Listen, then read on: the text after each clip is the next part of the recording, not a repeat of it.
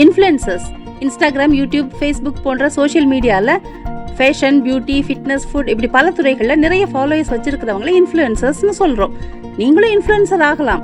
இன்ஃப்ளூயன்ஸ்ன்ற ஆங்கில வார்த்தைக்கு தாக்கத்தை ஏற்படுத்துதல்னு அர்த்தம். அதாவது நாம சொன்னா அதை ஒருத்தர் அப்படியே எடுத்துக்கிட்டு ஃபாலோ பண்றாங்கன்னா நாம அவங்களிடத்துல தாக்கத்தை ஏற்படுத்துறோம், அதாவது அவங்கள இன்ஃப்ளூயன்ஸ் பண்றோம்னு அர்த்தம்.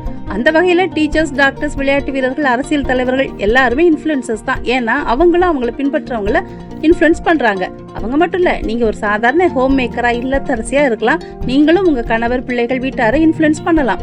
உங்க வளர்ப்பு படிதான் நாளைக்கு உங்க பையன், பொண்ணு வாழ போறாங்கன்றப்ப உங்களை விட அவங்களை யார் அதிகமா இன்ஃப்ளூயன்ஸ் பண்ண முடியும்? தாய், தகப்பன், ஆசிரியர்கள் போன்றவங்க ஒரு குழந்தையுடைய வாழ்க்கையில நல்ல தாக்கத்தை ஆரம்பத்திலே ஏற்படுத்திட்டாங்கன்னா எந்த வயசுலயும் அவங்க தவறான வழிக்கு போக மாட்டாங்க. கர்த்தர் உங்க கையில கொடுத்திருக்கிற பிள்ளைகளுக்கு நீங்க தான் உத்தரவாதி.